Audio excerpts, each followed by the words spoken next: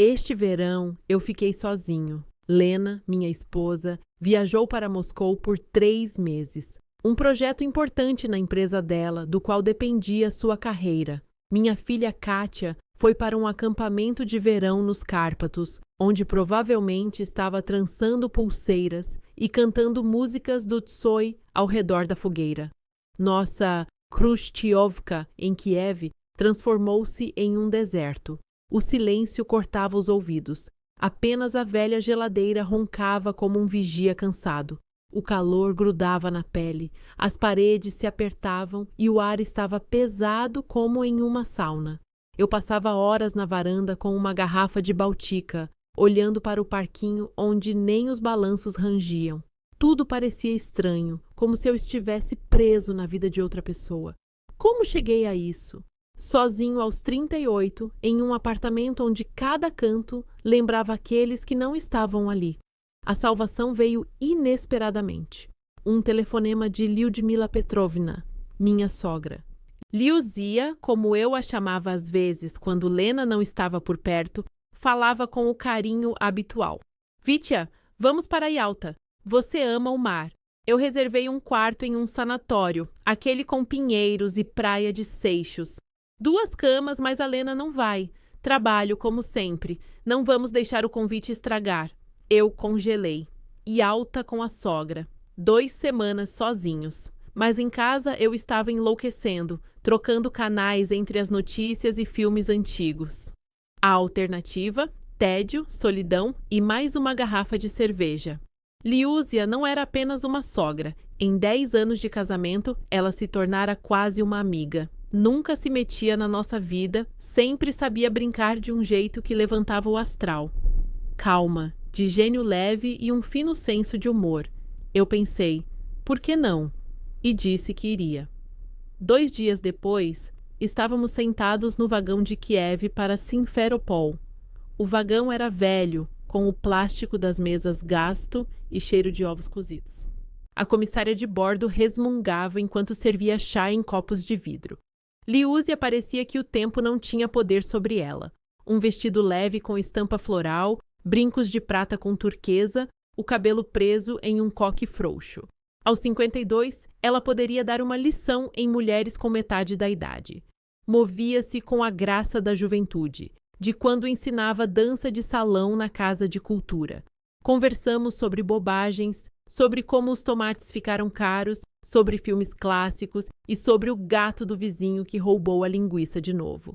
Ela ria, e seu riso era como uma brisa naquele abafamento. Percebi que estava me sentindo bem pela primeira vez em semanas. Yalta nos recebeu com barulho e confusão. Na rodoviária, vendedoras ofereciam chebureques quentes e vinho caseiro. Crianças corriam com boias infláveis e o ar cheirava a churrasco, mar e asfalto quente. O sanatório Morskoi era como um portal para a URSS. Colunas brancas, mosaicos descascados com golfinhos, um cartaz desbotado com pioneiros segurando uma bandeira. Nosso quarto no 3º andar olhava para o Mar Negro. 2 camas rangentes, um armário velho com espelho, uma sacada com mesa de plástico e vista para os pinheiros. Descansamos como quisermos, disse Liúzia, jogando a bolsa na cama. Eu assenti, mas já sentia que ficarmos separados não funcionaria. Os dias fluíram lentos como mel. De manhã bebíamos café forte no refeitório, onde cheirava a pães frescos e mingau queimado. Liúzia pegava sua xícara e me levava para o terraço, onde o vento do mar mexia em seus cabelos. Depois, a praia. Arrumávamos as espreguiçadeiras sob um guarda-sol listrado e eu a observava ler um livro. À tarde, passeávamos pela orla, abrindo caminho entre multidões de turistas com paus de selfie. Parávamos em cafés que serviam kvass gelado e pelmeni com creme azedo. À noite, uma garrafa de maçandra doce com gosto de sol. Sentávamos na varanda ouvindo o saxofone de algum músico de rua ao longe. Tudo era leve até que comecei a notar os detalhes. Como ela aperta os olhos quando ri, como arruma o cabelo quando o vento o bagunça, como sua voz fica mais suave quando fala do passado, de quando dançava na juventude e sonhava em ir para Paris. Uma manhã, ela saiu do mar, molhada, com gotas de água brilhando na pele bronzeada. Vitia, passe nas minhas costas, disse ela, estendendo o tubo de creme. Tentei não pensar, mas minhas mãos tremiam enquanto eu espalhava o creme. A pele dela estava quente, macia, não significava nada, apenas ajuda. Mas o pulso disparou como se eu tivesse corrido uma maratona. Naquela mesma noite, ela saiu do banho em um hobby fino com os cabelos úmidos. Eu estava na varanda, girando um copo vazio. Ela serviu vinho para si, sentou-se à minha frente. O olhar dela estava calmo, mas atento, como se visse tudo o que eu tentava esconder. O quarto ficou pequeno, o ar denso como antes de uma tempestade. Eu desviei o olhar, mas o coração batia tão forte que tive medo que ela ouvisse. Ela ficou em silêncio, apenas olhou por muito tempo, atentamente. Imaginei se ela sentia o mesmo. Essa atração que não nomeávamos, mas que crescia a cada dia. Através dos dias conhecemos vizinhos no sanatório, um casal de idosos de Kharkiv, Grigori e Vera. Eles jogavam cartas no hall e nos chamavam para participar. Grigori contava histórias do exército e Vera oferecia compota caseira. Liúzia enturrava-se fácil, brincava, jogava. Eu olhava para ela e pensava como ela sabia ser parte de qualquer lugar, com as vendedoras do mercado, com os garçons, com aqueles velhos. Mas quando voltávamos para o quarto, sua leveza sumia. Ela ficava mais silenciosa, mais pensativa, e eu sentia que algo entre nós mudava. Uma noite sentamos à beira da piscina. Luzes piscavam, cheirava a pinheiros e jasmim. Liúzia encostou na espreguiçadeira. O vestido escorregou um pouco do ombro, revelando uma alça fina. Estranho, não é? Disse ela, olhando para a água. Estamos aqui como se não fôssemos genro e sogra. Apenas duas pessoas que estão juntas. A voz dela era baixa, mas as palavras bateram como um choque. Eu não sabia o que responder. A garganta apertou, os pensamentos se confundiram. Assenti e ficamos em silêncio. O silêncio era mais alto que o barulho das ondas. Olhei para o perfil dela, a linha suave do pescoço, e pela primeira vez pensei que via não uma sogra, mas uma mulher, viva, solitária, com uma história que raramente contava. Liúcia mencionou certa vez que, após a morte do marido, ela demorou a se encontrar. Trabalhava na escola, mas sentia que algo faltava. Eu queria mais, Vitia, disse ela uma vez, mas a vida aconteceu como aconteceu. As palavras dela tocaram algo em mim. Eu também sonhei com viagens, com projetos que me fizessem vibrar. Em vez disso, logística, papéis, hipoteca. Talvez por isso nos entendêssemos tão bem. Ambos sabíamos o que era viver com a melancolia do que poderia ter sido. No quinto dia, o calor ficou insuportável. Fomos à praia cedo. Eu estava sob o guarda-sol, fingindo ler um detetive qualquer, mas olhava para ela. Ela estava na toalha, folheando um livro sobre impressionistas. O biquíni verde era simples, mas quando ela virou de bruços e os laços afrouxaram, senti algo estalar por dentro. Um momento comum, mas que mudou tudo. Imagens surgiam na minha cabeça que não deveriam estar lá. Forcei-me a olhar para o mar, para as gaivotas, mas esses pensamentos já estavam ali, como farpas sob a pele.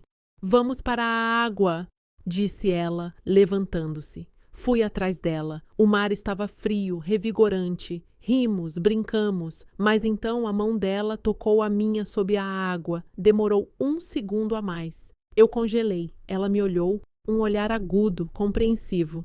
Tudo bem? Perguntou baixo. Sim, só foi inesperado, respondi. Ambos sabíamos que não era sobre o toque, era um passo além do limite. Naquela noite, a tensão tornou-se tátil. Ficamos em silêncio no caminho para o quarto, mas o silêncio gritava. Servi vinho para me acalmar. Liúzia saiu para a varanda descalça com um vestido leve, cabelos soltos como ondas. Sentou à frente, pegou a taça. Olhamos as luzes de Yalta. Você sente, não é? Disse ela finalmente. Assenti. É errado, acrescentou ela, como se para si mesma. Ela se virou e vi em seus olhos não a sogra, mas a Liúzia, viva, solitária, com a mesma fome que me consumia. No olhar dela havia sede, calor que ela escondia atrás de sorrisos e cuidados. Como você quiser, assim será, escapou de mim. Ela colocou a taça na mesa, levantou-se, estendeu a mão. Peguei a palma dela, quente, firme. Não falamos, apenas fomos para o quarto. Sem paixão desenfreada, sem pressa. Foi como voltar para casa, depois de um longo inverno, como um calor do qual não se foge. De manhã, ela estava na janela com uma xícara de chá. Como se nada tivesse acontecido, disse ela sem se virar. Apenas descansamos, agora voltamos. Eu não discuti. Mais tarde fomos ao mercado comprar pêssegos e lavache. Rimos de um violinista de rua. Mas tudo era diferente. Cruzamos a linha e isso não se apaga. O resto das férias foi como caminhar na corda bamba. Tentávamos manter distância, mas era como lutar contra um ímã. Um olhar no café da manhã, um toque casual na multidão, e o pulso saltava de novo. Fomos a excursões, dançamos ao som de música popular na orla. Mas toda vez que a mão dela ficava perto demais, eu sentia o coração errar o ritmo. Uma vez em um café, não aguentei. Isso vai nos alcançar. Não vou conseguir fingir para sempre. Ela olhava o pôr do sol. Eu também vivo com isso todo dia, respondeu. Mas a Lena não deve saber. Ninguém deve. O nome da esposa bateu como um tapa. Assenti. Ela tinha razão. Não era apenas sobre nós. Era sobre a família que iríamos despedaçar. Voltando para Kiev, esperei que tudo voltasse ao lugar. Lena me recebeu com um sorriso, com um cheiro de comida caseira. Mas eu era outro. Liúzia também mudou. Ficou mais calada, cautelosa. Nos jantares de família, ela me passava o sal com um sorriso polido, mas os dedos demoravam um instante. Uma vez, quando Lena não estava, ela trouxe papéis sobre a reforma da casa de campo. Ficamos na cozinha sozinhos. Isso não vai se repetir, disse ela baixo. Assenti, mas perguntei. E você quer que se repita? Ela ficou em silêncio, olhando para o céu cinza. Entendi que, se não fosse pela Lena, se a vida fosse outra, seríamos como duas peças de quebra-cabeça que se encontraram por acaso. A vida seguiu. Com a Lena nos aproximamos curiosamente. Voltei a notar detalhes, o riso dela, como ela torce o nariz. No trabalho, ganhei uma promoção. Com a Liúzia, jogávamos nossos papéis. Genro, sogra, nada além. Mas depois veio a carta. Em uma manhã fria de fevereiro, o envelope estava sob a porta. Cinza, apenas meu nome. Dentro, um bilhete. Você sempre foi para mim mais que um genro, mais que um parente. Pena que não dissemos tudo. Não me arrependo de nada. Adeus. Sem assinatura. Mas eu sabia. Liguei para ela, não atende. Lena também não sabia onde ela estava. 3 dias depois, Liúzia ligou de Lviv. Viajou, disse que ia recomeçar. Não me procure, Vitia. Está tudo bem. Cansada de lembranças. Nos despedimos simples, sem dramas. E só. Passaram-se 8 meses. Com a Lena tudo se acertou. Conversamos até meia-noite como na juventude. Valorizo o que tenho e não busco mais. Mas todo verão, quando o calor derrete o asfalto, eu volto para Yalta. Vejo os pinheiros, os seixos, as luzes da piscina. Ouço a voz dela, calma, quente. E penso se faria diferente se o tempo voltasse atrás. A culpa ficou mais silenciosa, mas está sempre comigo, como uma sombra da qual não se pode fugir.